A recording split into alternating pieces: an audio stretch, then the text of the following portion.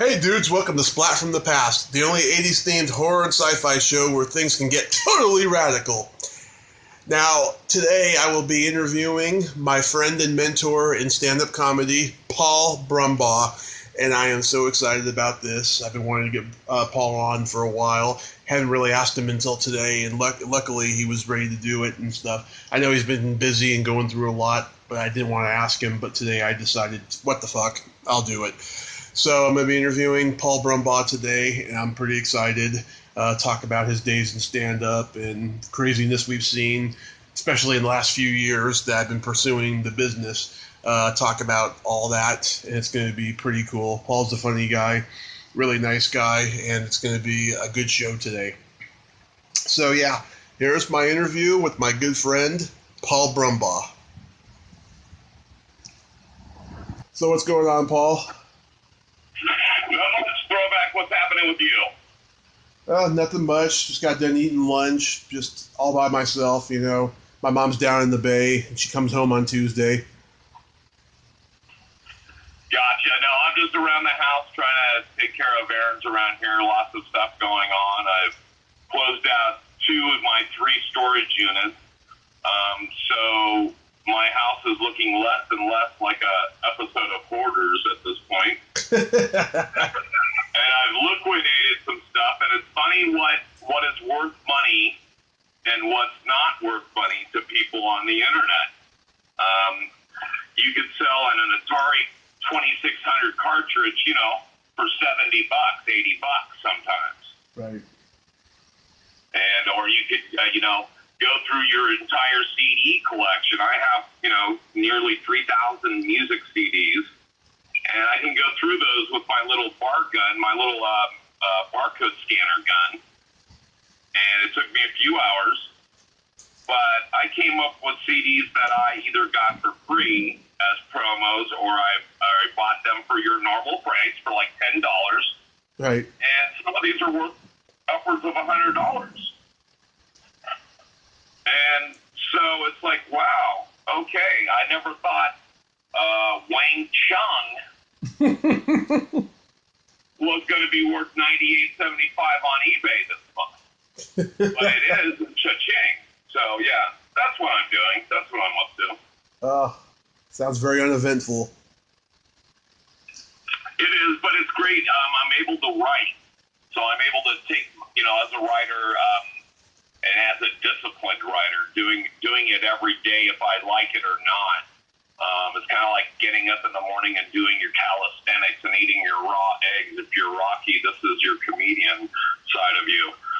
You have to write. And if you're a disciplined writer like myself, you're lucky if 3% of what you write is actually funny. Yeah. So you find yourself with more time to write. When you're doing stuff around the computer in the house, you could be sitting here listing, again, making money from junk. Right. And then also going, ooh, I got a great idea. And then going, reaching over to your keyboard and typing away. And it comes pretty freely to you. And some of the stuff that I've encountered lately, my percentage of funniness has gone up.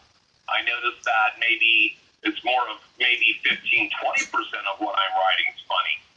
Because it's, like you just said, very uneventful, but it's funny how regular, everyday, benign things become funny. Ask Brian Regan, ask Jerry Seinfeld. How about that airline food? Right. So it's funny when you're, I was even watching a special the other day on Netflix, and it was with David Cross and a whole bunch of other comedians, and they were talking about when is something funny enough to make fun of it, and can you make fun of things like the Holocaust, 9/11, and so on and so forth.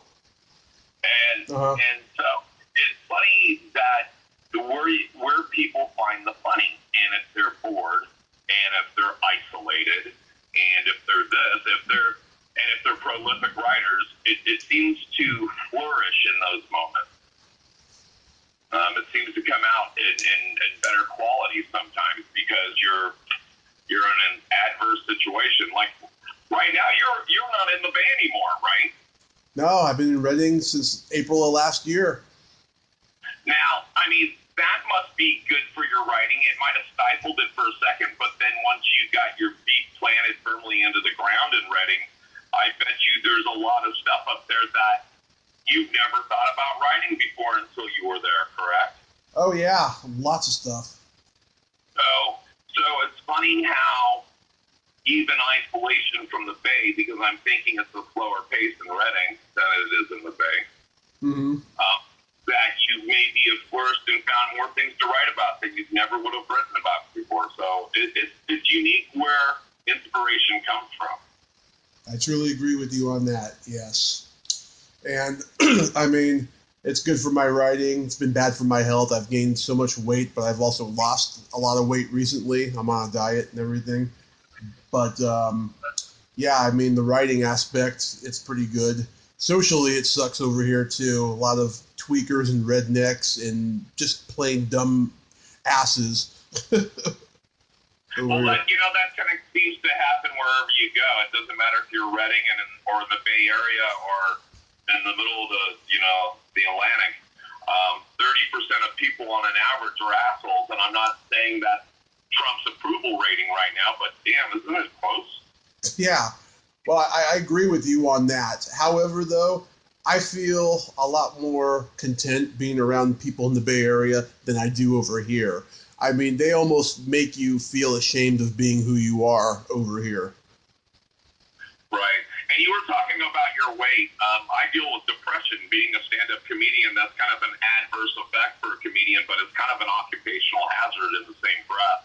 And it's funny how a person's weight gain or loss could be a barometer and or a gauge of how they're doing internally. Yeah. With me, I lost 40 pounds in a number of a couple months, and every doctor at Stanford scratching their head, sending me to every other doctor, poking and prodding me in holes, and if I didn't have a hole there, they made a hole there. And they thought I had cancer. They thought I was going to die. They even found spots on my lungs and said, "Oh, well, that's it." And they monitored it for a year, and the spots never grew.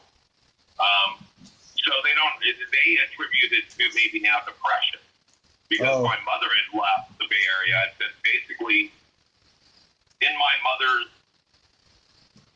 general vicinity for all my life, I think the farthest I ever lived from her was maybe 20 miles.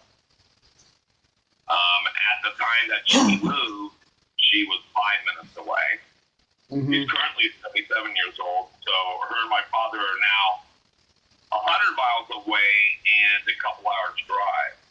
And so for me, having depression, anxiety, and all these other things, it was hard to cope. And so, yeah, it definitely affected my diet. Therefore, it affected my weight loss. But then there's other times where I use food as comfort. Yeah. If you find me at the all-you-can-eat pizza place on a Wednesday, you know that I'm having a bad week. Yeah, that sounds like it for me too. Yeah, not lately though, but I have, like in the previous months before. Yeah. And it's funny, I'll look around because it's a Wednesday afternoon. I'll look around in the pizza joint. It's all-you-can-eat pizza and salad. But then I look around and there's a whole bunch of other single guys at big tables by themselves. And they all weigh more than me. And I think they kind of look over at me as like the baby whale, like, "Oh, isn't he cute?" Yeah. And so it's yeah, I guess there is such a thing as they say chicken soup is food for the soul. No, a large pepperoni pizza is. Yeah. So sometimes. Yeah. So anyway, it's one of those things that definitely hits my coping mechanism. That's the first thing to go. Yeah. So my ability to control my diet, I'd rather have coffee and ice cream to survive Yeah. than a balanced meal sometimes. So, but anyway, that's just part of the comedian thing. Yeah. So I started a little bit before you, but when did you start doing stand-up?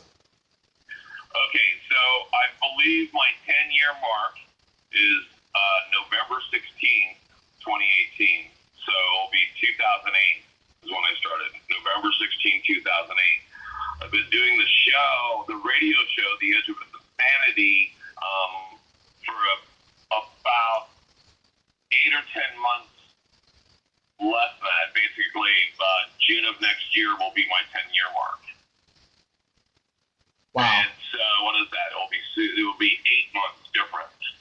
Okay. So I've been doing the radio show for about 9.5 years now. Okay. And go ahead. Okay, so because you went on stage for the first time twice, then basically is what you're saying. Well,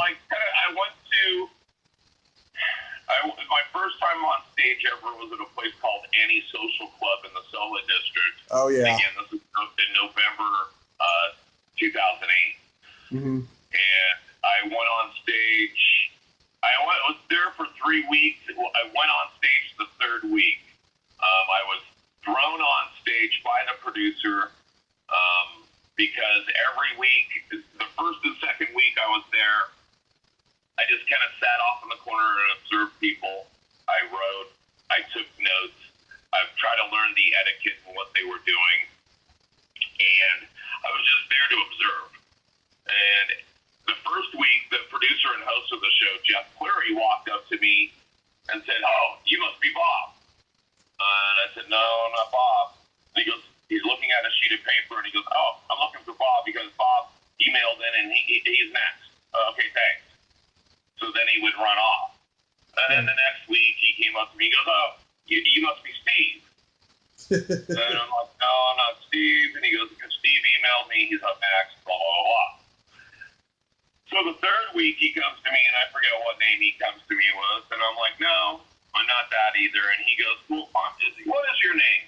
And I said, "My name is Paul." And he goes, "Well, my name is Jeff." And I go, "Yeah, I know you're Jeff." I go, "Nice to meet you." And he goes, "Great, Paul." He goes, "You're up after David Terrence. You're next."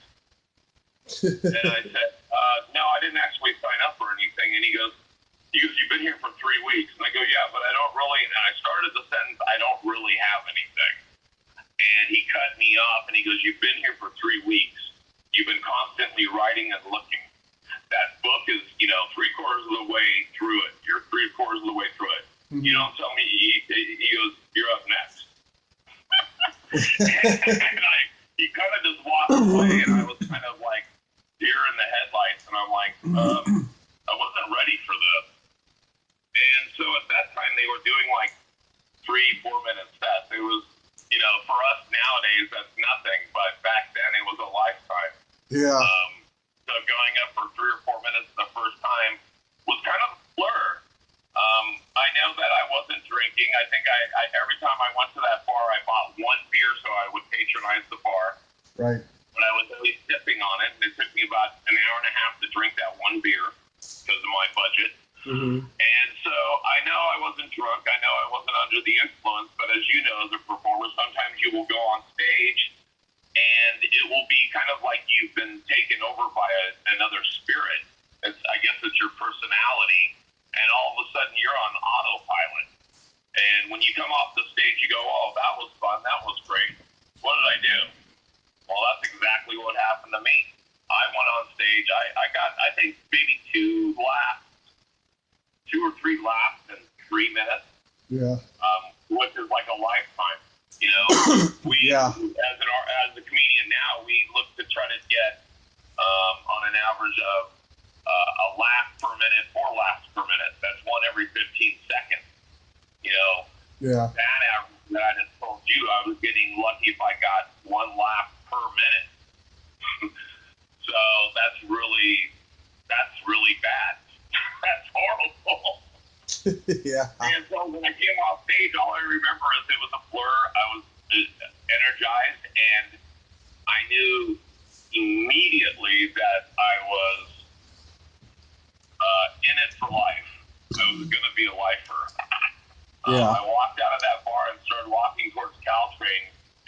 Francisco to take the train back to my home in Redwood City. And I felt like I had been ordained by God or Lord himself. I felt like I had received the calling like a nun or a priest. I felt at 41 years old that, wow, I had waited my entire life to find this out now. Like Jake Blues, yeah. And so it was like an epiphany. It was very spiritual. It was very humbling in the same moment. Because again, being 41 and going, oh good, this is what I've been looking for. I've been searching for, 4 decades. That's about time. Yeah. And so it was great because I found it, but it was kind of a bittersweet thing. So, but yeah. And so I did it a couple times at Annie's. I did it for a couple weeks, 2 or 3 weeks in a row. The second week at Annie's, I went to another club. I followed a guy named Sammy Franco, which is, I would consider an alternative comic from San Francisco, which now I don't know where he resides. I think it's LA or New York. But Sammy Franco was going up to a drag queen bar in the Tenderloin area, and it was a place about midnight, and it was after the train had stopped. And so I found myself taking my car up there, going to Annie's, and then following them to this other club, and I want to call it Five, but it was at the corner of Post and Polk, literally right next to a train, or next to a fire station. Right. And so it was very unique. I did my third set there, and that definitely got me ready for San Francisco because I really felt like everybody was looking at me. I felt like I was an animal in a cage. I felt like I was on display. It was really kind of unique, and it kind of broke me. A lot of my stage fright went away after that, and that was only 3 sets in. That was a really hard experience for me, and I remember getting a few more laughs just because of not things that I have written, but I would tell a joke and it would land flat, and nobody would laugh, and then I would say something as a knee-jerk reaction, and that would get a laugh. Right. And I was like, okay, I spent all week writing these stupid jokes, and nobody's laughing. And then I get mad, or I get cynical, or I get pissed off, and I say something, and they laugh. What's that? And so it took me a long time to realize that sometimes the better of my writing comes from improv, and then trying to recreate it. Kind of like Robin Williams does, try to look like you're doing it in the moment, but you've really done it 5,000 times. Yeah. So that kind of idea. And a lot of that just came from, I would say trial and error, but more error than trial. Yeah. So, and so that's where a lot of my material came from. It came from my personal life. It came from bombing a lot in the beginning. And learning what was funny, at least to the audiences that I was performing in front of. A lot of them were San Francisco audiences that were unique. Everyone is unique. There's a real melting pot of people up there. There's a difference between, you'll ask any comedian in the Bay, the difference between San Jose, San Francisco, and the Peninsula, what's the difference performing in front of those people? A world of difference. And we're only talking about 70 miles collectively. And so there's a world of difference in those audiences, but San Francisco seems to have a little bit of everything. Mm-hmm. You never know when you're going to get served up. Yeah. You kind of do in Redwood City. You kind of do in Mountain View, or along the anywhere between San Francisco. You can almost guesstimate think what you're going to be dealing with. Oh, I'm in Palo Alto. I'm dealing with techies. Oh, I'm in San Bruno. Maybe more gangbangers. Oh, I'm talking to, I don't know. I'm being very general and stereotypical, but you get the drift. Yeah. I started doing stand-up in June of 2006, and at the Brainwash Cafe, and I quit for about a year and a half. I did my last set at the Brainwash on January 29th, 2009, and I needed a break. I was working as a bouncer over at the Swinging Door, and I thought I was king shit. I was living kind of a hedonistic lifestyle, and I still didn't have much life experience, and I needed to just, experience life before I could talk about it on stage, and so that's pretty much what I did. And yeah, you had already started by the time I took my break, and it was a while before I met you. Like when I went back to it in October of 2010 is when I started going to Rooster Teeth Feathers, and then I worked my way to Britannia Arms.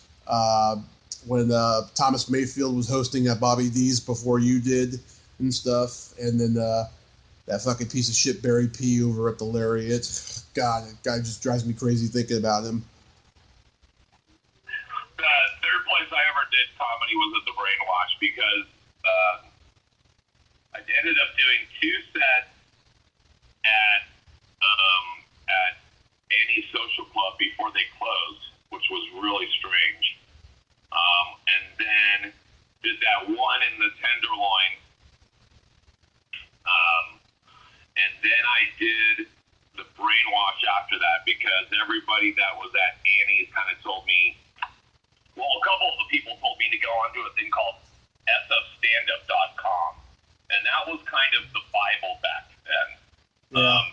They didn't have all these Facebook groups like Bay Area Comedy Network or Bay Area Entertainers or any of these other ways of socially reaching other comedians and telling them about your rooms and shows that you were producing. Not yet. So the best way to find out where to get stage time, where to watch professional stand-up comedians, and where to get resources for comedy, like I want to be an improver, so where can I go to improv class? Where can I go to comedy college? So they had outlets like that too. It was a place called sfstandup.com. And when I got turned on to that, I also got turned on to the Brainwash. They said, well, the Brainwash is basically the conveyor belt of comedy. It happens every Thursday at the Brainwash. This guy named Tony Sparks hosts it, and he's been doing it like a decade or whatever they said at that point. I think they said, I don't know. I think he had been doing it for 18 years when he stopped. And that was last year, right? Yeah. The beginning of this year. It closed down in November. What does that do? 18, 10, 20. He started around 2000? Wow. Yeah. Yeah. So, at that time, he had been going for almost a decade strong by the time I got there. So, I started doing that, and I started meeting other comics, and I started really reading that sfstandup.com because it was a great resource. It was really good because you could go to Stage Time, go to a tab called Stage Time, and then you could go by day. You go like down to Monday, and Monday would list all the rooms and what their thing was. Like, oh, this is an open mic. It's a weekly open mic on Wednesday. You sign up online or you sign up on site. The sign-ups are at this address at this time or whatever. Or no, it's every third week. It's a showcase. You have to be booked for it. For booking inquiries, send an email here. So it was kind of like that kind of stuff. Yeah. And so and it would tell you also what city was in. So a lot of them at that time was San Francisco. So I remember in the very beginning, getting 3 rooms in a night was not difficult to do in San Francisco. Yeah. If you went up there for just one room, you were kind of a fool. Like the only time you really did that is for the Brainwash on a Thursday because every comedian kind of rolls through there. Right. And so if you wanted to make your an evening of just being at one location. It was a Thursday night at the Brain. And so, otherwise, you could go on sfstandup.com and really plot out an entire night. I remember Monday nights there, a few years in, I remember doing Monday nights, and I could get 5 rooms in one night. I could always get 4 in. The 5th one, the wild card, was a place called Hotel Utah. And they did theirs by lottery. And you would have to show up really early, go there and take a number. And for us, if you didn't pull a big number, you ended up just giving it back to the producer and going, I can't do it. Yeah. Thank you very much. Just throw this back into the pot so somebody else can draw it. Or you hand it to somebody behind you, but that's kind of bad karma. Most of the time you go, oh, I won't be here then. Here you go. Thank you, though. And so it was like maybe once a month you would get Hotel Utah. If you were lucky. If you were one of the first 7 comedians, you could pull off the other rooms. Mm-hmm. Especially if you had emailed one of them and knew the host of the other one. And it just kind of worked out. It's kind of like if the planets perfectly aligned, you could get 4. And you could start off, as soon as you got off work at 5, get into your car, get on public transportation, get to the city and do this thing. And you would leave, literally the last one I remember doing was like 50 Mason. And sometimes that was 1 in the morning. Yeah. And so you had done 5 rooms. Each one of those rooms was like going to a different country. Because you could do the same set, and you would get 5 different reactions. No matter if you brought the same energy, the same jokes, the same whatever. You might even see the same comics. You've been chasing the same comics through town. Right. We're in the same room from the last room you were just doing time in. But there's different patrons, different audience members. And they would react differently because every bar had its own, or every location had its own flavor. Mm-hmm. Wow. Yeah, I never went back to the Brainwash again after January 29th, 2009. And initially it was because at that time I just felt, that chapter in my stand-up comedy was closed because I spent 2 years there every Thursday like clockwork. And I got tired of the tough crowds. I got tired of Tony's favoritism. I got tired of comedians being nice to my face but saying shit about me behind my back. It was a number of factors. But then I attempted to go back before I moved. I remember I talked to you about going. I talked to Danny Allen about going and stuff, and we just never did, unfortunately. But I have some good memories of those first 2.5 years that I was doing it there. And I've had many comedians on the show lately that were there with me at the time, and we look back with fondness because it was a really good time, and it was just before the next comedy boom hit, and it was before the political correctness bullshit hit too. Right, a lot of that changed. It had been changing in the social landscape for a decade. Yeah. Comedians like Chris Rock and Jerry Seinfeld and you name it, they stopped doing colleges. Why? Because colleges were no longer progressive places of people with progressive thinking. They were people that were shut off, closed off, very mono. I don't even know how to even explain it, but just a very narrow-minded thinking. And I understand that our world, that we've become a lot more sensitive of people's sexual rights, racial rights, all these things. I understand that, and that's a good thing. That's an awesome thing. There's nothing bad in that. But along the way, a lot of people got really overly sensitive, and you can't joke about things. And it's funny. There was a pretty good line in the sand before what was acceptable, what wasn't acceptable. I think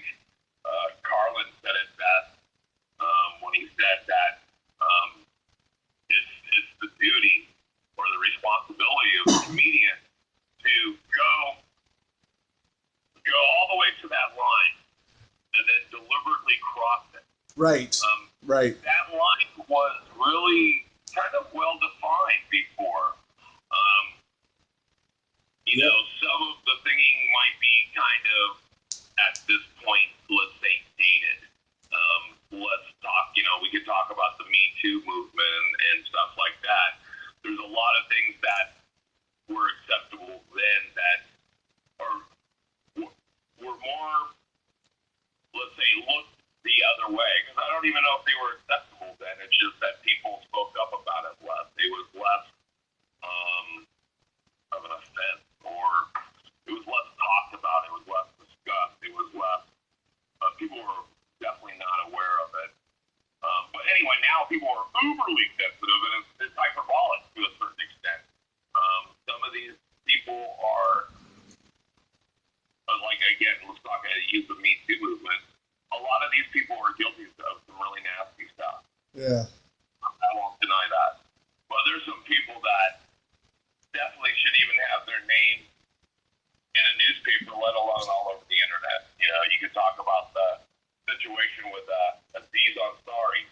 You know, it's just a state gone bad that a girl got mad. Right. You know, that's not right for someone to be able to screw up your career just by passing a bad rumor. But, you know, we had bad rumors and stuff way before the internet, right?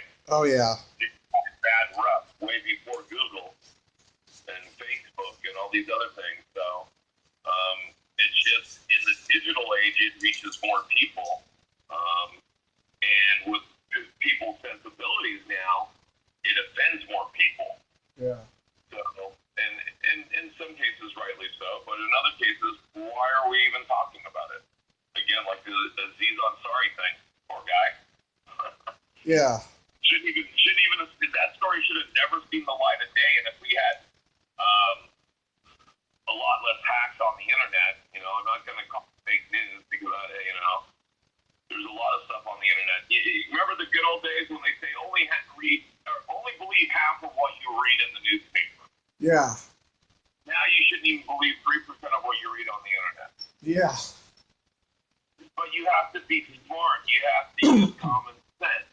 You have to fact check. You're like, is that true? Really? And so, like, when they say 70,000 people died from opiate use in 2017, yeah, that's a real fact. Holy shit. It's not propaganda. It's not BS. That's a real number. But, you know, not everything is true on the internet, folks. Again, about 97% of it isn't true. Yep. And consider the source. If you're getting your news from Facebook or from your friend's post that shared it from a share, mm-hmm. you better do your due diligence. You better be like that website, news.com, and go check that shit out before you start passing it as the gospel. Yeah. I don't want to see you on my porch, or on this case, my timeline, preaching about your shit if it's false, because I'll call you out on it. Yeah. I'll be going, where'd you get this shit from? You know, directly from Putin's inbox. What is this? Or outbox? What the hell? So, you know, you get it. Yep. Oh, yeah.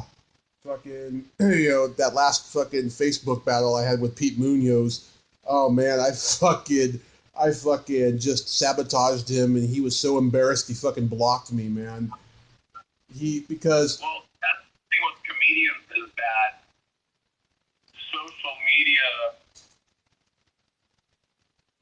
is not just a way of hanging out and catching up with friends from high school and relatives across the country. It's their advertising. It's basically their brand and their platform to display their brand. If you're a comedian or even entertainer in the Bay Area or anywhere else in the country and you're not using a Facebook page, you're probably not reaching your entire target audience. Yeah. Facebook is one of those things. It's like you better have, you know, if you're a model, you better have Instagram. If you're someone that is a speaker, you better have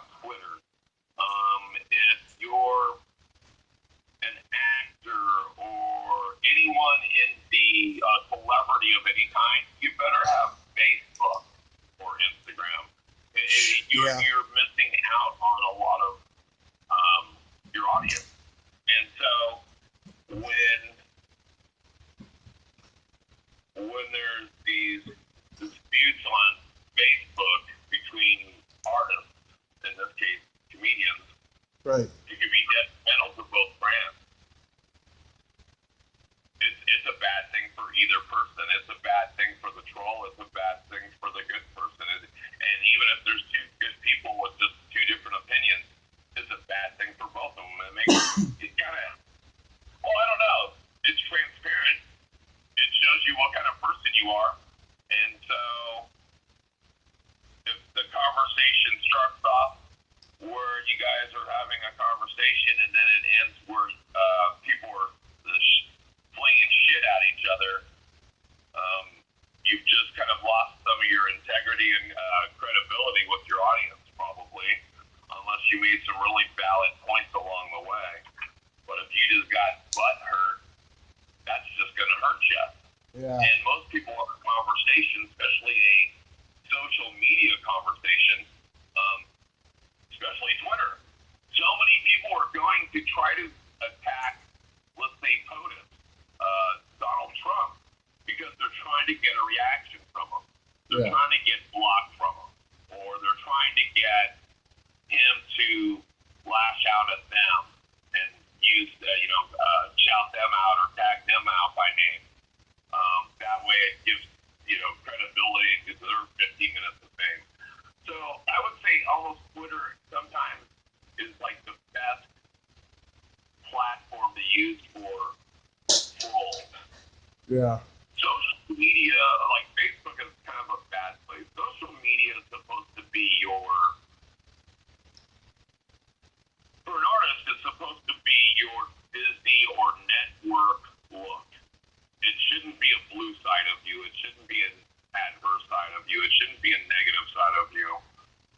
It should be positive stuff, right? Because a lot of people, a lot of kids, a lot of people, a lot of families, you want those people as your people, as fans of your page, that like your page or like you as an artist or watch your videos or like your videos or posts. That's what you're looking for. Same thing with Twitter. You're looking for retweets. You're looking for likes. Instagram, you're looking for hearts. You're looking for love. Yeah. On Instagram, you're looking for love. In all the wrong places. It turns into a heart. Oh, somebody out there loves me. Now, Facebook, when they're doing a Facebook Live video, you have all these different emotions and emojis, and you can even, get into the chat feed and start typing out stuff. But, you could love it, you could be sad, you could be, I don't know, and that's just it's instant gratification for a lot of people. And so it could be a real positive platform for some artists. But if you're in the middle of a pissing in the snow argument with another person, it could bode not well on social media. Take it to the sideline. Take it to a personal message. But then that's the problem. If you have, even if you're not in front of them, let's say this person's far removed, they're in a different city, different region or whatever, and you're having a beef with them, and you go and you start having private messages back and forth. What happens when somebody becomes a dick? What do they do, Tommy? What do they do, Throwback? They fucking... They take screenshots, right? They take screenshots, yeah. And then they start posting the screenshots and go, look at this douchebag. Yeah. And so your private conversation now becomes public domain. Really? Yeah. I thought this was like, hey, we're taking this to the sidelines. This is kind of like, let's go outside, right? Right. This is like, we're not in a fight in the middle of the bar. Let's take this outside. And so when you take it to the sidelines and you go private message and then somebody becomes an asshole and screenshots your private messages, again, you have to have integrity. You better be a good person. You say the wrong thing. I've seen people doctor screenshots, though, make up shit and screenshot. I've never seen that. I wouldn't even know how to do that. I've seen people actually change the words inside the bubble. I wouldn't even know how to do that, man. It's like photoshopping shit. But again, I'd be like, okay, anybody want to come read my thread? Take another phone and scroll down the original message, do a video of it. Go, here's the original message. I'm scrolling through it. Look. Mm-hmm. But it's like, wow, are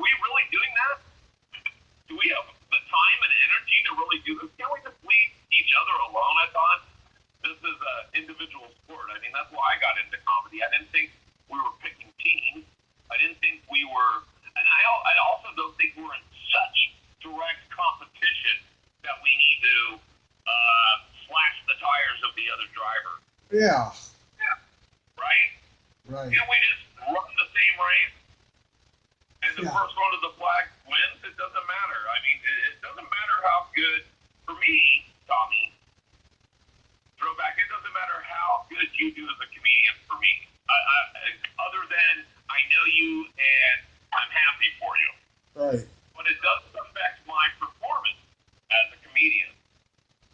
You could do as good as you can or as worse as you can, and it's not going to affect Paul Brumbaugh comedians. Even if you're on before me and you suck. You know, I've dug myself out of plenty of holes. Most of them I've dug. Yeah. So I have no problem digging myself out of a hole. I've done that plenty of times. Sometimes I like the challenge. So what another comedian does, as long as you're not fucking with me directly, as long as you're not going out of your way to fuck with me, I've had a few of those people.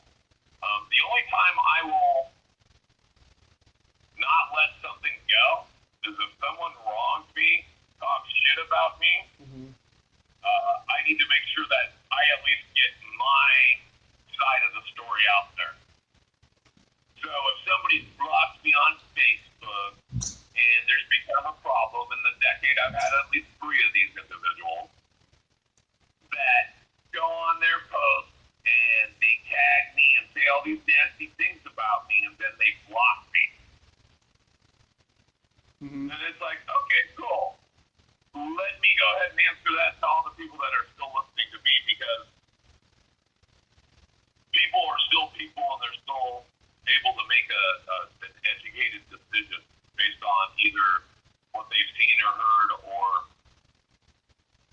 the people they're dealing with. You know, most of the people that I've had outs with that I have blocked on let's say, social media, Right. are people that go, yeah, I heard he's an asshole. Yeah. I heard she's a bitch. So it's not like I've ever said about, hey, you know, I've blocked these 3 or 4 people on social media, and other people have gone, why? Mm-hmm. Really? I've never had a problem with them. I think there's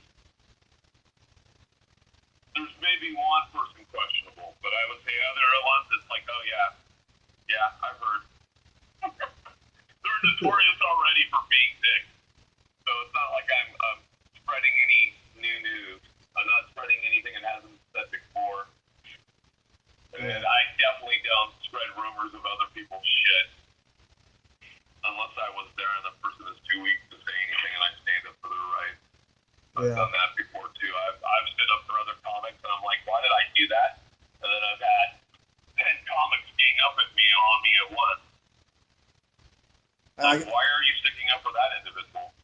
Because I know this comic, and this comic's actually a good person, and they wouldn't have done that. Yeah, I get pissed off when they fucking do that to you, Paul. I really do. Yeah, I've stuck up for a couple of comedians that are older than me. I'm 52 now. I've been doing this since I was 41.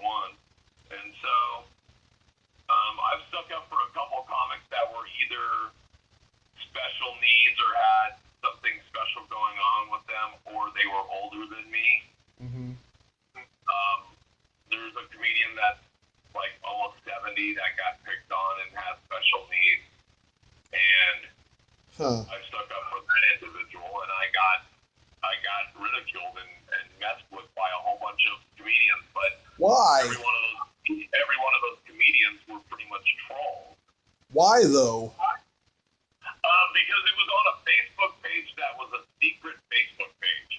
It was a Facebook page that you had to be. It was a closed Facebook group, and it was started by another comedian in the Bay Area, and they went along and started clicking people that they thought were cool. It's kind of like the old days when you were in school and you played kickball. Yeah. And you had 2 different teams and you had captains. Yeah. And they'd go, okay, I get Tommy. I get Brumbaugh. So it's like, that's what they were doing. So they picked everybody to go into this group, but they only picked, you know, who they thought were the cool kids. I was one of the cool kids, I guess. Yeah. So there was about maybe 75 comedians on the page. And then there's a couple comedians that I think they were just brought on there just to be the sacrificial lamb. And they were brought on there, and they were older comics, or they had issues, and they made memes with them. That were mean. They picked on family members. They talked shit, and that's when I got really kind of pissed off. I was sitting there on the sidelines for a minute, going, "Is this really going on?" And then I realized this page is really just kind of like, oh, these are all the troll comedians in the Bay Area. These are all kind of the assholes. Yeah. A lot of them are just extra opinionated, but most of them would just treat you like shit. It wouldn't matter. They would say anything just because they thought it was funny. Well, it might have been cruel to someone else. If you're still bullying people and being mean to people, and you're out of grade school, there's something wrong with you. It's one of those things. Why don't you just go about your fucking career? The best thing you can do here, for all you haters out there, all you trolls, all you assholes out there, let me give you one piece of advice. Just stop fucking with people. If you stop using your energy, all that energy, and all those resources that you're using to fuck with all these people, and you actually use that for your own good, like writing every day, performing, even if it's an open mic. I say if you can't perform, you should be writing, and if you can't write, you should be promoting, and if you can't promote, you should be, I don't know, doing a podcast. If you're not doing a podcast, you should always be trying to do whatever to support your own artistic ability. Why are you trying to knock someone else down? Yeah. It doesn't build you up. It just makes you an asshole. Yep. So that's my word of advice. There's my 2 fucking cents. Well, and that goes out a lot of my haters. So there it is. That's what I gotta say about that. So let's move on from that shit, because that's negative energy, and I don't even have time to talk about that. I'm just curious, though, real quick, though, was Pete one of those guys? I won't say anybody, because I'm not here to piss on it, but there's been a lot of people that I've produced rooms. So the one thing I started doing when I became a comedian is I wasn't getting enough time. Even if you were doing 5 rooms in one night on a Monday night, like I told you, sometimes I could get 5 rooms in one night. You still weren't getting ample stage time. Some of these rooms you were waiting for hours just to get 3 minutes. Yeah. So at the end of the night, you might have only done 20 minutes. Yeah. But you ran your ass off. You really had to be firing on all your cylinders. It was, like I said, Splat perfectly aligned. So doing a podcast or producing your own room was a way to get more stage time and stay in one location. And it was really a way that I started doing that. I literally started producing rooms in San Francisco, and so even though I lived in Redwood City, that was where I started doing comedy. That's where I was kind of based out of. A lot of people thought of me as a San Francisco comedian. I talk to people today that go, "You're from San Francisco, right?" Yeah. And I pretty much say, "Yes, I am," because that's where I started. Anyway, I consider myself a San Francisco comic, a Bay Area comedian. But anyway, getting back to what I was originally saying is that's how you became rooms, and so that's where a lot of the people that I stopped dealing with came from. It was from hosting them, handing them a microphone, and going, "Your next comedian, wow, he's really funny. You've seen him on this. Maybe you've heard him on that. He does a show at the blah blah blah. Here he is." Person grabs the microphone, and the first thing out of their mouth is, "What a fucking dick that guy is," or "What a shithead," or "Hey, Brumbaugh," or they make fun of you, or it's like, "Wow, are we back in grade school again?" They said that to you?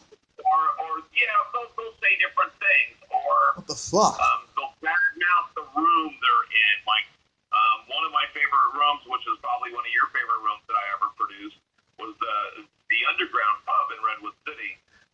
It's okay. A few times that people went on that stage that talk either dirt about me, which I can deal with because I'm a big boy and I'm a comedian, and I get the microphone next. I'll let you do your set. I'll take notes of the shit you talk about me. But then I'm going to go on stage and get the microphone next, and guess what? I'm going to get the last word. So some of those comedians will then leave that room and get on social media and talk shit. Yeah. I've had people be, downright racist, and I've kicked them out of rooms. I've had people get physical at me. I've kicked them off and blackballed them or 86 them from any show I've ever done in the future.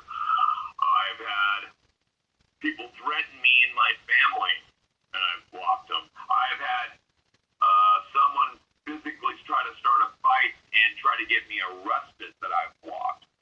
These are all different people. This is not one crazy individual. This is just certain instances from different people that I've ran into in the last decade. And yeah, I've blocked them. I don't need that energy. At this level, I definitely don't need to work with you. And once I make it successfully, I really don't need to work with you. Yeah. Yeah. Once I am successful and I am cutting my own checks and employing people because I've got my own show or I've got whatever, those people are not going to be in the writer's room or in the production room, or they're not going to have any piece of me or know me. And if you ever come to one of my shows, and they go, "Hey, Brumbaugh," I'll go, "Hi," and move on. Like you're any other fan that bought a ticket. Thanks for coming out. I appreciate it.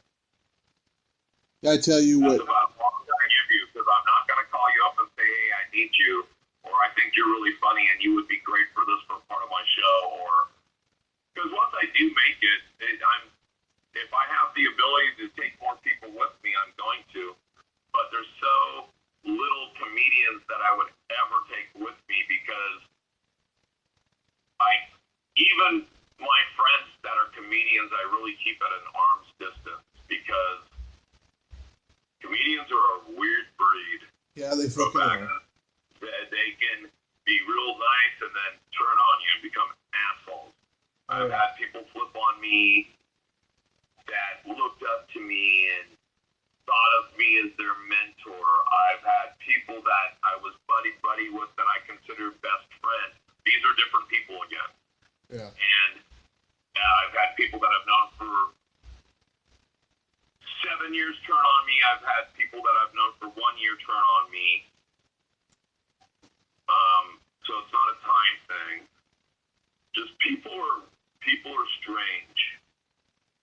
I know I've had a dozen conversations about this with other Bay Area comedians in the last month, and let me tell you, man, there's two types of comedians in the Bay Area, right? There's the dedicated ones, such as you and me, right?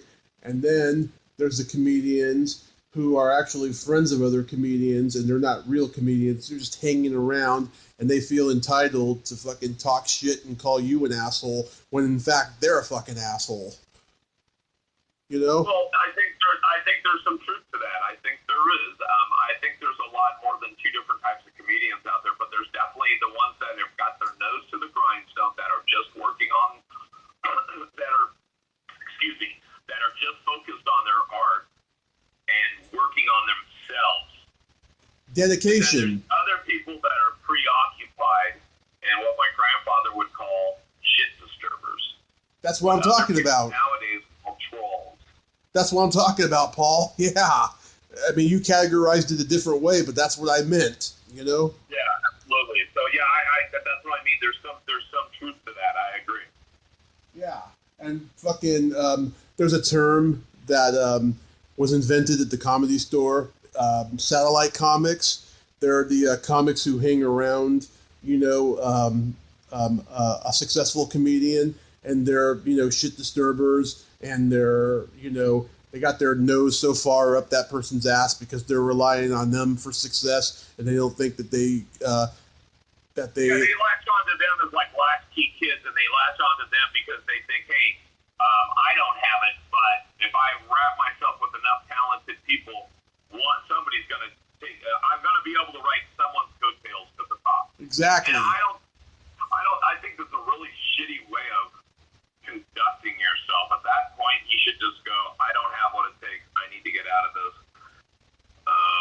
And it's there's a lot of those people too. It's horrible.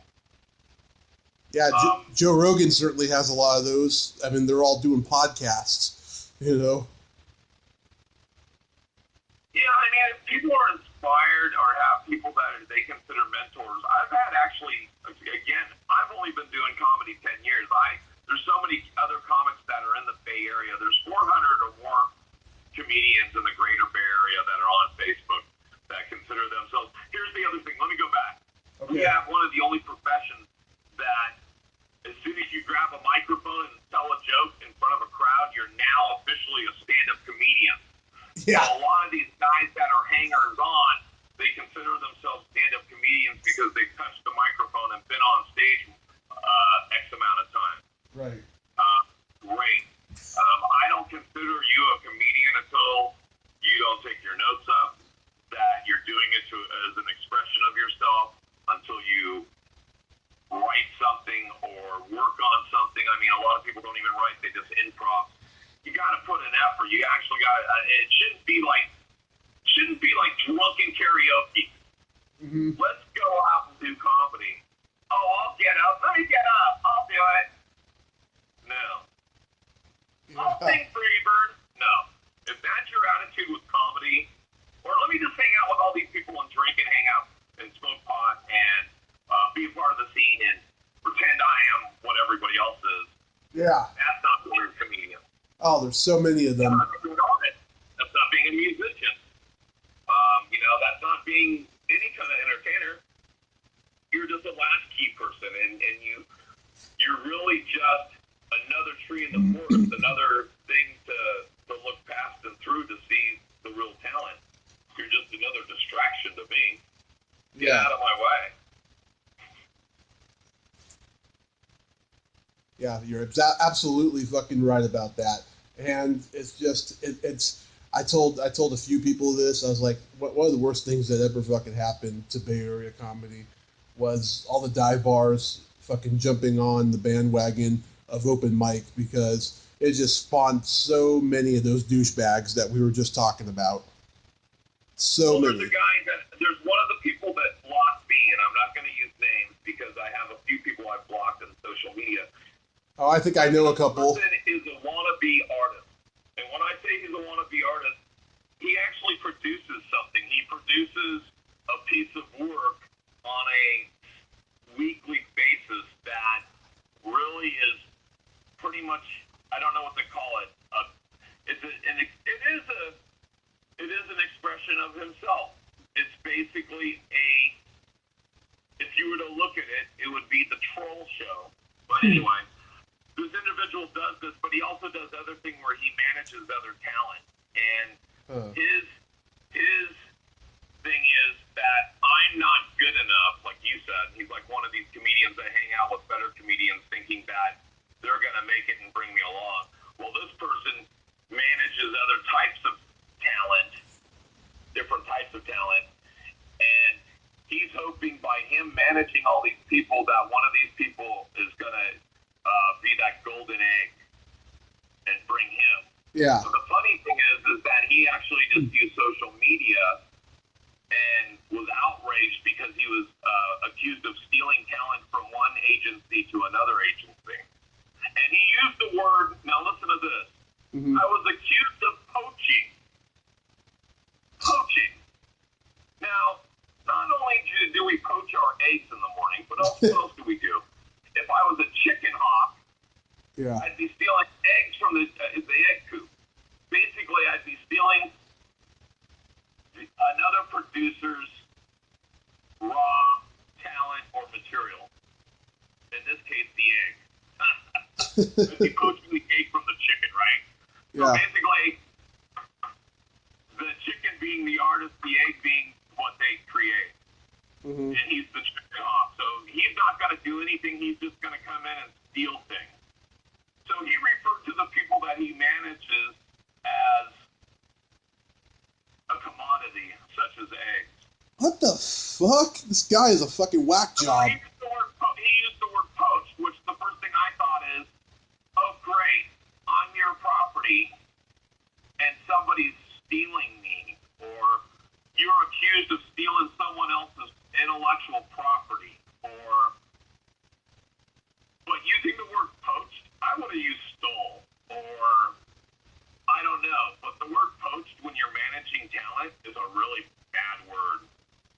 Poached means you're taking something that you did not earn or create. You came along after the fact and stole it. You know what I mean? Yeah. So it's kind of funny. And the first thing I think of is the chicken hawk from the Leghorn Foghorn cartoon. Yeah, Henry Hawk. Yeah. Is that it? Yeah, Henry Hawk. Yep. Alright. So let me see here. You're going to have to tell me that guy's name later because I'm intrigued. Right? Yeah. Yeah, no, but it's weird. And there's other scumbags out there, but it's funny because my scumbags might not be your scumbag. Yeah. There is enough trolls and assholes out there. Like I said, 30% of the people you meet are probably going to be assholes. Yeah. I was told by another comedian early on, a comedian I highly respect. I think you do too. His name is Kasim Bentley. Love Kasim, yeah. He told me something early on that I wish I could do more of. He said, don't hang out with comedians. Yeah. He said, go in, do your time, be courteous to the person that's giving you time, be courteous to the room you're doing time in, be friendly to people, but then get the hell out of there and move on. Because you're not there to drink beer, you're not there to socialize, you're not there to gossip. That's a big part of it. Yeah. You're not there to gossip about other comedians. Did you see? You're not there to do any of that. It's not a popularity contest. Right. There's room for a lot of comedians on the show. I think of comedians being a commodity in a way. Think of them as being laundry detergent. When we were growing up as kids, you would go to the supermarket, they would say, oh, it's aisle 7. You would look at a little part of aisle 7, and there would be 3 different types of laundry detergent. You know, all temperature, Tide, you know, whatever there was, but there was a handful of them now. Now, you go to a supermarket, and they go aisle 7. You don't even have to ask them where on aisle 7, because there's about 100 different laundry detergent products. Right? Yeah. And they all stay in business. Why? Because everybody has different tastes. Same thing with comedians. You're subject to their comedy. Everybody, what you might think is funny, I might not think is funny at all. Yeah. And so there's enough room for all of us to be on the show. There's enough room, you know, if you want to think of us as laundry detergent, think of us as DVDs or a source of media. I definitely want to hear Brumbaugh today, but tomorrow I want to hear Throwback. Yeah. You know, change from moment to moment, from day to day. And that's a beautiful thing. And you're not going to get up on that shelf. You're not going to be a commodity that people want if you're always an asshole. Yeah. There's definitely assholes in show business that are making money. And they were probably assholes when they started. Maybe some of them were made into assholes by fame and money. Yeah. But a lot of those people were assholes too. But I think there's a lot less of those people. I think a lot more, I really hope, Throwback, that there's a lot more nice, good people that deserve it that have made it on to be successful than there is assholes. Right. So if you look at, let's say, the comedy community, they say only like 2% or 1% of comedians ever make it to the big time. So if you take that 1% and there's, you know, 50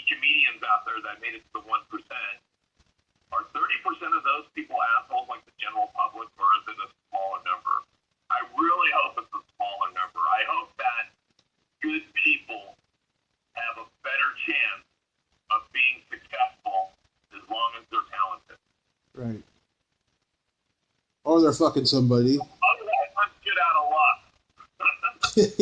Yeah. Either that or they're fucking somebody, you know. But I've interviewed a lot of Comedy Store comics that were there in the late 70s to the 90s, you know, and they all tell me, they say, you know what, we had a lot of rivalry and competitiveness, but your generation is the fucking worst at it. It's just like, it's so fucking mean and just fucking ugly. Well, it's a ruthless business to be in. Yeah. That's why I think what Kasim told me early on, I wish I could really adhere to it, but the problem is now I have too many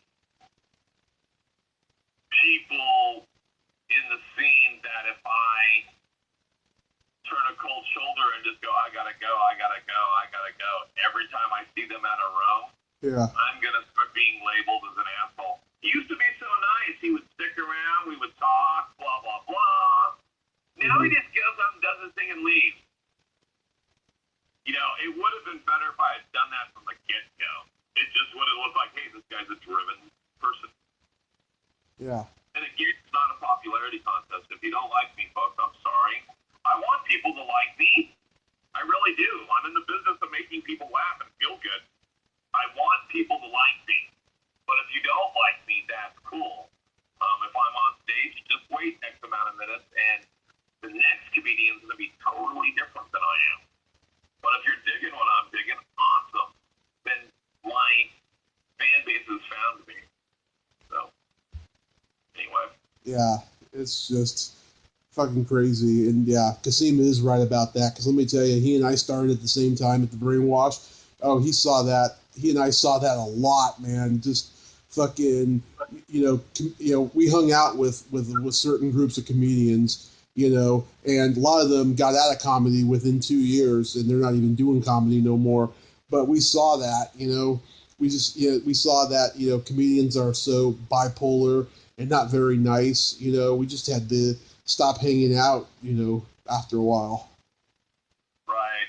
Now, this is what I was thinking about, is the chicken hawk from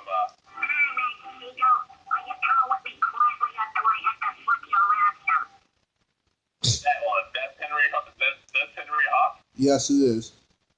I'm a chicken hawk. Yep. That one? Yep. You're there, right? Yep. Yep.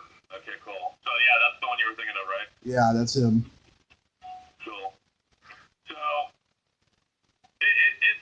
it's like I said, if everybody just kind of focuses on what they need to do, I think it'd be better, because it's a hard enough life for us. Sorry, I had to break into song. But I think that's it. I really do. I think at least with social media, there's all that energy there. It can be used so much differently. Speaking of energy, I'm starting to do new things with myself. I'm going to promote myself. I'm going to plug myself. I know this is Splat from the past, but I'm going to promote my show now. I do a show. It's called The Edge of Insanity, and we do it live every Sunday. Yep. We currently do it from a place in the Mission District in San Francisco, California. It's called Mutiny Radio. Uh-huh. It's a great collective of artists and people there that do shows. Really friendly place. I enjoy doing the show there. We are looking towards the future, and we've actually done some beta testing and have done full-out green screen studio testing and like 4 different HD cameras and HD mics and everything else, where we're going to go video. We're trying to decide on a platform right now. We're looking at different things. I don't want to throw out names, but a lot of the platforms, like let's say if you do a YouTube-based video broadcast, you have to watch out for third-party content. Mm-hmm. So even me playing the chicken hawk there might be caught on something.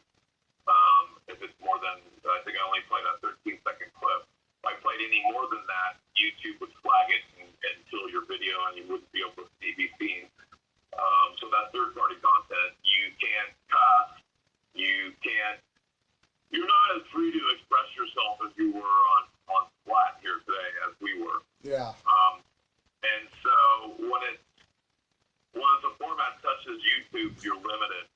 So we've looked at different media platforms. We have the studio hardware. We built the studio and as a mock-up just to test all the equipment. We're online. We do not go into our new facility for another month or two, but we're going to have a full-fledged HD experience for the Edge. Now we're just trying to test different platforms of getting it out to you guys. And it's a lot of like what we were talking about, Throwback. We were talking about sensibilities and people being PC. I'm not out to offend anyone. I just want to make sure that there's going to be some lines crossed. Why? Because the United States is really boxed in right now, and they're really uptight. And it's funny, the crazier our leaders become, the crazier the president becomes, the more shocked we are, but we don't do anything. Here we're separating families at the border, and again, only a percentage of our public is upset and outraged by this. Mm-hmm. Such a small percentage that are willing to do anything. And I urge everyone that has a voice, get out there and do something. You don't need to do a podcast or be a stand-up comedian or a writer, but you should express yourself. And these are times where we shouldn't go silently into the night. We should speak up against the oppressors, which happen to be our authority. Holy smokes, it's our president. It's our chump in teeth. We shouldn't even, we should really be following him. But he's not setting an example. So we need to rise up, and we need to do what's right. And like I said, when there's only that many people that are really upset about just that one example of what Trump's doing at the border, there should be 90% of our society should be outraged right now. Mm-hmm. I could see how maybe 10% weird and different, unsympathetic, empathetic people are. I'll give it 12%, 15%. I'll even give it 20, 25%. But shit, those numbers are really low. They're like 50% lower that are outraged, that are willing to do anything or say anything, or, people are afraid to speak up at work. I had an ex-employer say, when we were under Obama and all the medical stuff, and, he quadrupled my cost of medical within 1 month, forced me out of a job because of medical. He goes, don't blame me, blame Obama. No. You can't blame the system for everything, but you have to stand up when something's wrong. Obama just got his health care. Trump is taking away health care. People like Trump, people like Obama, I'm not going to get on my Obama wagon, but, Yeah. he did so many things for us, and look at all the things that Trump has done in just over a year. He's undone so many Obama-era regulations that we're not as healthy, we're not as safe, we're not as... And he goes on the news, and he goes on TV every day and says that we're winning. But he's like Charlie Sheen. He's delusional. If he was a rapper or a DJ, we call him D-Train, but it would be for derailed train. Yeah. And this guy is off. He's unhinged, and we still have 30% of the public willing to fall like a lemming off a cliff. Wow, wake up, people. Maybe that's Darwinism. Maybe we need to just off those 30% anyway. Yeah. But anyway, it's sad. I think we don't need to separate and divide the country. We just need to enlighten people and let them know enough's enough. Yeah. And that goes with everybody. It goes all the way down to when you have somebody that's running our country that's a troll, what do you think you're going to get in social media? What do you think you're going to get in the comedy scene in the Bay Area? Yeah. What do you think you're going to get, all of a sudden this is acceptable behavior?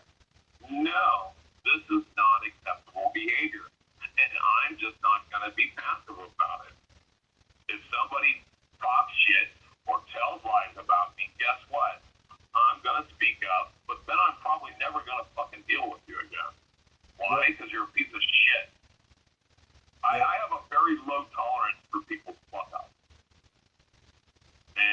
As you should. If there's going to be... The last person that I blocked on social media insulted me 2 or 3 times, and each time I called him out for it. It was a co-producer of mine. And I said, I don't know who you think you're talking to, but just because I don't know. I think it was a status thing. Mm-hmm. Just because you have money and I don't, or whatever. Anyway, you can't talk to me like that. You can't treat me like that. And the person would apologize, and they did it, and they were really mean and rude to me multiple times. And it was like the 3rd time, and I kind of said, yeah, I'm done. Good for you, Paul. I'm not an open micer. I'm a showcase comic. I consider myself a headliner. A lot of other comics in the Bay Area would probably disagree. But I think I bring it. I just don't get the opportunity as much as a lot of us don't. But I don't care what they think. I just want the same opportunities they have. And if somebody's going to talk about me and tell lies about me, I'm going to speak my piece and then move on. At this level, I don't need to deal with you. I don't need you in my life. And quite honestly, other comics, that's why I keep even my friends that are comedians at an arm's distance. I'm afraid of going out with a friend that's a comedian 5 days a week just to go have coffee in the morning. Because sooner or later, that relationship's probably going to break. The comedians are very opinionated. Yeah. And they differ quite a bit. And they're also very sensitive people. That's why I say that I have a very low threshold for people that fuck up in my life. Mm-hmm. I don't. My time on this planet is limited, just like everybody else's. I'll give a person a second chance, depending on what they've done. I'll even give them a 3rd chance, depending on what they've done. But sometimes somebody does something that's so appalling, they don't get 3 strikes and you're out rule. It's like, really? Did you just do that? Like I said, I've had people go on stage, I hand them a microphone and they insult me. They insult the room. Then they get off the stage. They go to social media and they do the same thing and they call people out. And then they block you so that you can't even get on their thread and stick up for yourself. Yeah. Fucking, yeah, That's kind of like blocking you outside of a party and talking shit. All your friends are inside while this one person's talking shit. But you're locked outside downstairs and can't stand up for yourself. Yeah, fucking. Dude, Paul just pissed in the punch bowl. You believe that? Yeah. Was it me? Yeah. Anyway, I know we're getting close on your time. No, I just wanted to say, fucking, the last time I performed in the Bay Area before I moved was in November of 2016 because I thought I was moving in December, but then I ended up staying another 3 months, and fucking, it just got to a point where just, once I started pursuing comedy and fucking guys like Munoz fucking started talking shit because, he knew me back when I was bombing and I was drunk all the time on stage. He just couldn't handle the fact that I was dedicated, and fucking the last time I did stand up in the Bay before I moved on that night, it was like November 30th, 2016 at Rooster T. Feathers, right?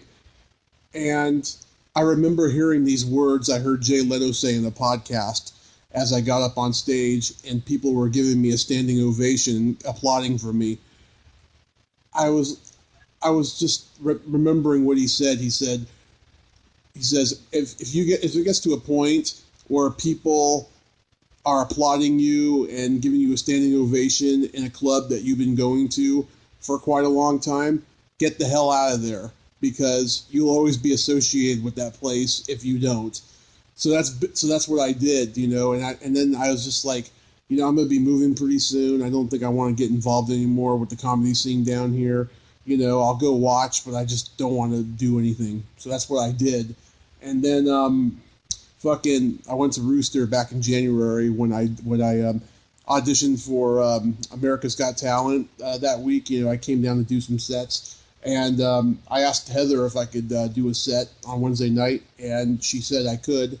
And so I go, and in the 8 years I've been going there, I've never been late one time. And the one time I was late, the fucking manager went off on me. And let me tell you, the last 3 years that I've been going there a lot and actually pursuing comedy, I have never been treated so shitty in that place. I'll tell you. So I sent Heather a long fucking email. I was very nice about it. I was very blunt and just told her, what's been going on there and, what happened that night. And I just didn't appreciate the way I was treated and everything. I never heard back from her, but I'll tell you this, I will never perform there on a Wednesday showcase again because I don't fucking need to be treated like that. Yeah, that's actually one of those rooms I've never done. So I have no... Yeah, I never understood why you never did... I have no opinion about that room, but I get it. I get what you're saying. No, that's good. Again, you have to have integrity, you have to have standards, and everybody has a different set of rules. And so, like with you, you're only willing to take so much shit before you're like, nah, I'm done. Same with me. Everybody has that. Everybody has a breaking point. And walking away and forgetting about it is a good thing, but as a comedian, I don't know, maybe I'm just stubborn or something that I have to get the last word. I just have to definitely express myself. I can't let someone talk shit without saying my piece. For some reason, I feel like that's an injustice. Yeah, I mean... So I'm glad that you did that. I'm glad you were able to do that. I bet it gave you some closure. Like you said, I'm never going to perform there on a Wednesday night again. That's not even a doubt in your mind, Yeah. It's a matter of fact for you. So that's good. It's good to have closure. I will admit... It's bad to have things in the back of your mind that distract you or make you feel negative in any way. You need inspiration. You need positive things. You need things that are going to propel you forward, not knock you back or down. Well, there's one exception I will make. In December, when they have the Burbank Comedy Festival tryouts there, I'll definitely audition. I auditioned 3 years ago, and I wasn't ready, but now I am. And I actually recommend you try it too, Paul, because it might be good for you. Is which the improv? No, it's at Rooster Teeth Feathers. It's the Burbank Comedy Festival. They have it at Flappers in Burbank. And right. Oh, yeah, that's right. You did that a year or two ago, right? I did it in 2015. I did it. Oh, there you go. Yeah. I remember you talking about that, you making the trip to L.A. Yes. Well, I made several trips to L.A., but I didn't get into that one. But I'm going to try it again. And I strongly recommend you try it, Paul. It might be good for you. Cool. I'll have to check it out, and that might be a way for me to introduce myself to Rooster Teeth because I've never been there. I've heard positive things, and so I'll check it out. I've heard a mixed reviews. I've heard some good things and I've heard some negative things. I just know. Most of the things I've heard have been pretty positive. They sound like they have a comedy audience that's ready to listen. Yeah, I just never understood why you never went there. Because the main night for that was a Wednesday, and I was producing shows on Wednesdays for about 7 years of my career, and again, I've only been doing it 10. Mm-hmm. And just in the last couple of years, I haven't had the desire to go there yet. I've done other rooms. I've done other rooms around it, like the South Bay. I have no problem doing the South Bay. I would even do Rooster Teeth. Maybe I should do it this Wednesday. I'll have to check it out, but it's one of those ones where you have to... It's kind of like we were talking about the punchline earlier.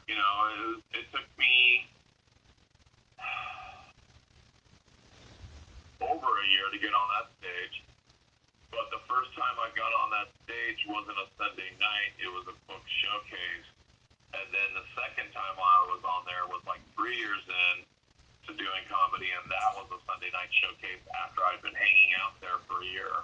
Mm-hmm. So, and then I got another showcase just by popping in one time years later, because at this time,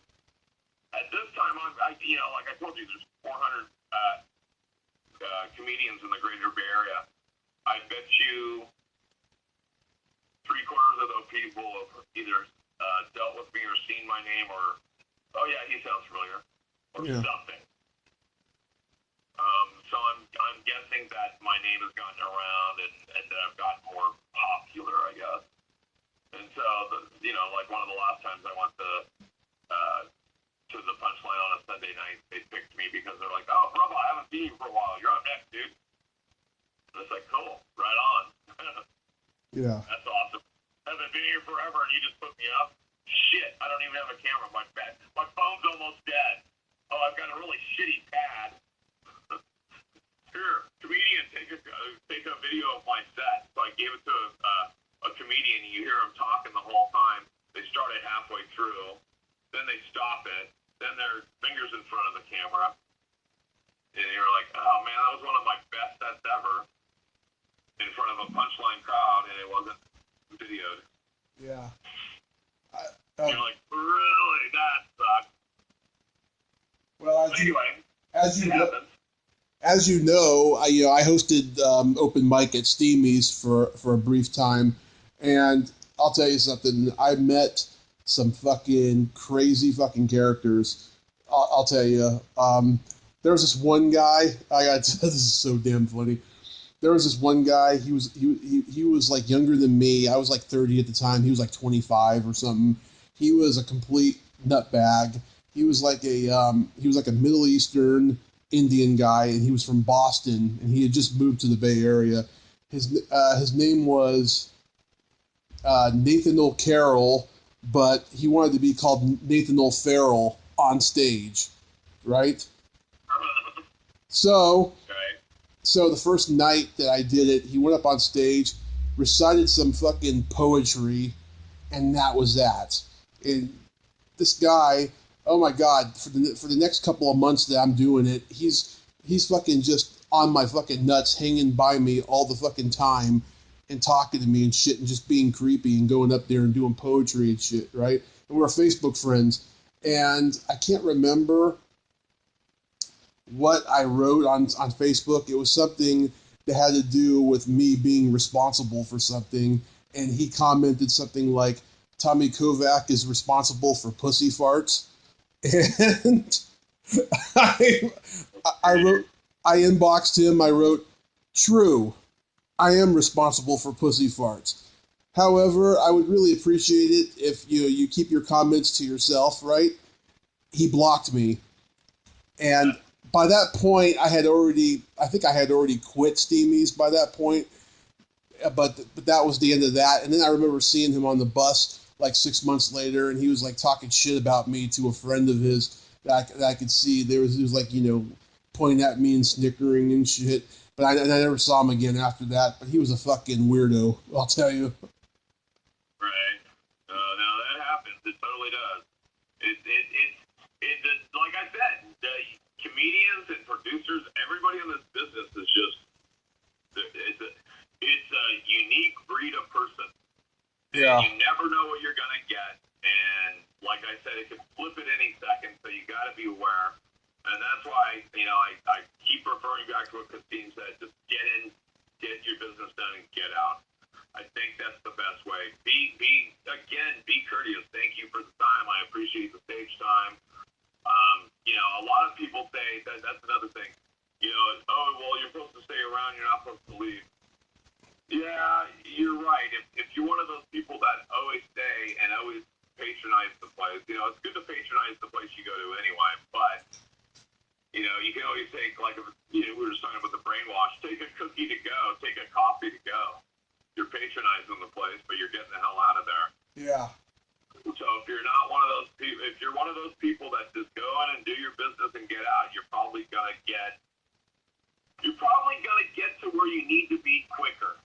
Right. If you're going to be successful, you're going to get there quicker. If you're going to fail in this business, you're going to get there quicker. Right. Either way, if you have your nose to the grindstone, you don't listen to other people's bullshit, and I mean other comics bullshit, and you listen to your audience and actual patrons of businesses, and if you have a podcast, comments on your show and all those things. So you listen to your fan base. Don't listen to your peer group, because your peer group's not there to support you. Nope. Your peer group's there to really kind of keep you back. If you guys were in a race to, hey, I'll race you to the soda machine, they would be the ones that are pushing you back as they're passing you by. Okay? Mm-hmm. It's an individual sport, folks. Unless you're a comedic duo, unless you're part of an improv troupe, that's different. But if you're a guitarist or a singer, if you're whatever, if you're an individual artist like a comedian, a single comedian, stand up, don't worry about what the other fuckers are saying. I heard one thing one time, I gotta get going here, but one thing I heard before was that when comedians are giving you, like, oh, good job, good set, when you're coming off stage, that means you're not doing that good. It means you're an open micer, it means you're a showcase comic. As soon as the other comics in the group start not talking to you and being jealous of you and 86ing you, that's kind of when you've kind of maybe broken free of that. Because people are like, why does he get all those showcases? Why does he get the headline? Why does he get paid? Why is he the one that's going to L.A.? Why is he, It becomes a popularity jealous thing. And again, why are we even going through that? So, thank you, Tommy. Thank you, Throwback. I really appreciate the time. Yeah, Paul, I mean this sincerely, man. You really are a mentor to me. And you and I could never have that friendship where we get into a fight, because you are a genuine guy and I'm a genuine guy, and I just appreciate you so much, and I thank you. No problem. I thank you for for just being that comedian that is really just focused on that finish line. I'm really glad to see you out there working like you do. Even though you're up in Reading now, you are one of those guys that we're talking about. You're one of those guys that really kind of tries to focus on him and his act and his fan base and the people that support him. And definitely don't let the assholes get you down, Tommy. Yeah, I'm done with that shit. And I'll let you know when I come down to the Bay soon, and we can get together and talk about that project I was telling you about. Absolutely, and I want you guys to tune into The Edge of Insanity. If you guys are on iTunes, if you're iOS guys, go subscribe to my show. It's The Edge of Insanity on iTunes. Look up my name, Paul Brumbaugh. You can subscribe today for free. Don't worry if you guys are Androids out there too. I've got you covered. You can go to Stitcher or TuneIn apps. I prefer you go to Stitcher. Why do I want you to go to Stitcher? I want to win the Stitcher Award, and this is why. I am actually the largest. This is a challenge to all you Bay Area comedians or Bay Area artists. I don't care if you're not even a comedian. Even if you just have a show about music or talk or whatever. I have the most downloaded stand-up comedian. Okay, so I'm the first stand-up comedian that hosted a podcast. I was before Marin. I was before Titus. I was before Rogan. All these guys that are doing podcasts. Adam Carolla. Rogan. I was doing a podcast before all these guys were Rogan. Yeah, I was doing a podcast before all these guys. I've been consistently on the air. It will be we're coming up on 10 years now, so that's how long I've been doing it. I have one of the most downloaded shows. I have the most downloaded show in San Francisco. Nice. I don't care if you're at my station, which I've been running number one at my station for over a year, or if you're at the other station that I used to be at, because I know their numbers, and they're nowhere near my numbers. I challenge you, poacher. Or any of these other independent people that are doing these podcasts, I'd love to show you my Google Analytics. That's why I want you to go to Stitcher. I want to get a Stitcher Award.